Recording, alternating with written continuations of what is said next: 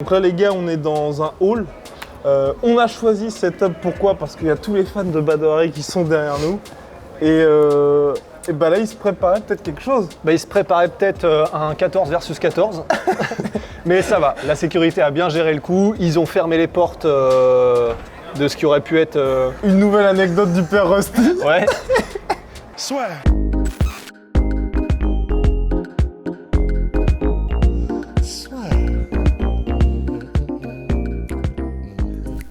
Entre dans l'octogone avec Unibet. Qui sera le vainqueur du combat? En combien de rounds?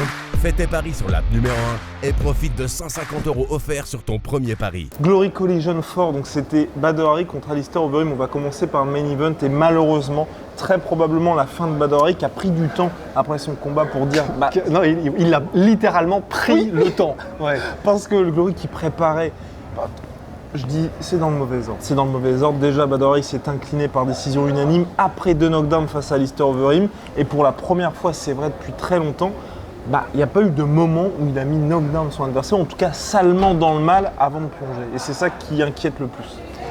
Ouais, bah c'est vrai que là, il y a eu des frissons. Et d'ailleurs, même au moment, tu sais, où ils se regardent avant que le combat commence, en vrai, tu sais, j'ai eu des flashbacks, des moments au K1 où ils se regardent tous les deux de la même manière, exactement à chaque bout du ring. Vraiment, la magie, ça a ramené la magie, tu vois. Mais effectivement, il y a eu quelques échanges où Badr, il y a eu un, je crois, au tout début du combat où, c'est pas qu'il sonne Alistair, mais je crois qu'il en met une bonne Alistair en mode ok, et il reprend. Mais c'est vrai que sinon, voilà, il n'y a pas eu la même impression de puissance qu'il y avait les combats précédents.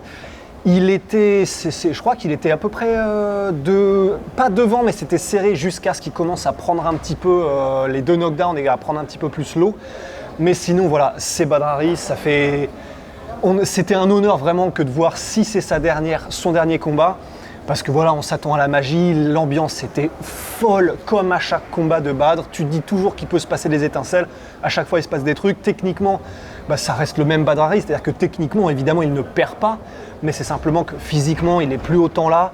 Et là, voilà, c'était l'adversaire parfait, c'était Alistair Overeem pour la trilogie, c'était l'adversaire parfait pour finir sa carrière parce que ce sont des rivaux. Alistair, il a combattu très différemment de la manière dont il combattait en kickboxing avant. Là, il avait plus un petit peu cette manière de se déplacer qu'il avait pris en MMA par la suite, après avoir vraiment mis un terme temporaire à sa carrière de kickboxing. C'est-à-dire vraiment, il a pas mal faussé les distances de Badr-Hari en faisant beaucoup de mouvements où il fait des déplacements d'un appui sur l'autre et en baissant beaucoup le buste. Ce qui fait que, en fait, que ce soit pour les kicks ou pour ou pour les coups avec les poings de Badr-Hari, il avait beaucoup de mal à jauger et à toucher Overeem, donc c'était assez original. Il a quand même bien, il me semble, comment on dit quand on crée un truc sur le moment, on improvise, On improvise. Il a bien improvisé en mettant des genoux quand Overeem arrivait en se baissant, etc. Mais voilà, c'était un beau combat. C'est simplement que les 2 knockdowns, ça fait mal au cœur à la fin. Il a quand même tenu jusqu'à la fin du combat. Ouais. Avec un Melvin Manhoef qui arrivait, qui lui disait à travers les cordes, allez, vas-y, bats-toi. Donc il a fini pour son public et ça, je trouve que c'est bien aussi. Ouais, grave. Bah oui, c'est pour ça. Ça aurait été trop dommage pour sa dernière qu'il ne finisse pas le combat. Il l'a fait. Ça fait plaisir. Il y a eu un début de trash talk de bif un peu bizarre entre Alistair et ensuite Rico Verhoeven. Et ça commençait, il y avait des trucs qui auraient pu être des extraits pour les prochains. Mais sauf que Badr-Hari était en mode, attendez, c'est mon dernier combat, arrêtez de vous picorer comme des coqs. Donc il est arrivé, il a fait, donne-moi le micro. Énorme move d'alpha, il a fait, bon, les gars, je sais pas ce qu'il a dit, c'était en hollandais, mais ça avait l'air d'être, les gars, écoutez, détendez-vous 2 secondes, c'est peut-être mon dernier combat. Et là, du coup, il a fait ce qui était un peu plus cérémoniel, ce qui était un peu plus quelque chose qui est à la hauteur de ce qu'est un événement si c'est bien la dernière de Badr-Hari. Donc voilà, ça nous faisait plaisir d'être ici. Et puis au global, franchement, pour Alistair Overeem, parce que selon toute vraisemblance, il devrait obtenir un title shot, puisqu'il devait à la base, pour son retour au Glory, affronter Rico Verhoeven. Moi, je trouve qu'il est effectivement très intelligent. C'est ce qu'il avait dit dans les vidéos qui avaient été montrées avant le combat du Countdown, qu'il s'était préparé intelligemment, mais que ce soit sur sa dernière partie de carrière à l'UFC, certes il s'est fait terminer par Volkov, mais on a vu que c'est quelqu'un qui sait où il en est en termes d'âge, en termes de physique, et là pareil, tu vois, il n'avait pas peur de mettre la carapace quand il fallait mettre la carapace, et là vous avez vu une différence de corps, de corpulence, notable. Voilà, ouais. Mais il avait raison au regard du batteur qu'il y avait, tu vois. Et franchement, moi, je tiens à saluer quand même Alistair Overeem pour se dire, dans chaque situation, dans chaque combat, même à la fin, quand il y avait ces combats, quand c'était Augusto Sakai et puis même Pavlovich, tu vois, c'était un Alistair Overeem qui allait au sol et qui finalisait le combat au sol, absolument. alors qu'on l'attendait pas là. Et franchement, je trouve qu'à 42 ans, réussir à faire ça, c'est chapeau. Ouais, non, c'est exactement ça. Ça a toujours été un combattant intelligent, surtout dans sa seconde partie de carrière. Et voilà, évidemment, on vous invite aussi à aller revoir ses derniers combats à l'UFC. C'était sublime. Enfin, les mises au sol qu'il fait, pile au bon moment, sa manière de combattre à l'économie, mais à l'efficacité aussi. Et là, c'était pareil. Enfin, il y a un uppercut à un moment donné qui est passé. Du coup, c'est ça a été le début de la fin. Fusil à pompe. Et c'est vrai, c'est littéralement ça. Et on a retrouvé vraiment des moments où, tu sais, c'était l'Overeem qui... Il se met comme ça sur un appui, il met en marche les propulseurs et boum, c'est d'un seul coup et c'est vraiment flippant. Et là, ça faisait plaisir de le retrouver comme ça aussi. Donc non, c'était cool comme combat, c'était cool comme ambiance. Et puis voilà, quoi. Du coup, j'imagine que pour Overeem, maintenant, ce qu'il veut, c'est contre Rico, évidemment. Ça y est, tout est mis en place. Bon, pourquoi pas. De toute façon, Rico, il a plus beaucoup de challengers, donc c'est cool. Hein. Let's go. Et passons maintenant, on va finir là-dessus au Main Event. Un vol.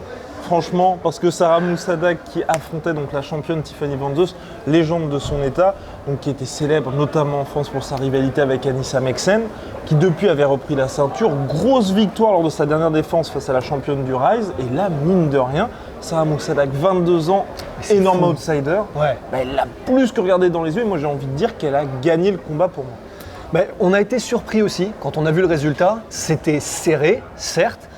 Personnellement, je la donnais à Sarah aussi, mais quoi qu'il en soit, parce que maintenant c'est fait, ce ne sera pas retourné la décision, etc. Donc c'est fait. Mais à 22 ans, comme tu l'as dit, c'est du délire quand même. Hein. À 22 ans, sachant que tu tombes contre une fille qui est du coup une femme qui était aussi expérimentée que Tiffany Van Zeus, elle est connue, Tiffany, pour faire des masterclass, mais des masterclass.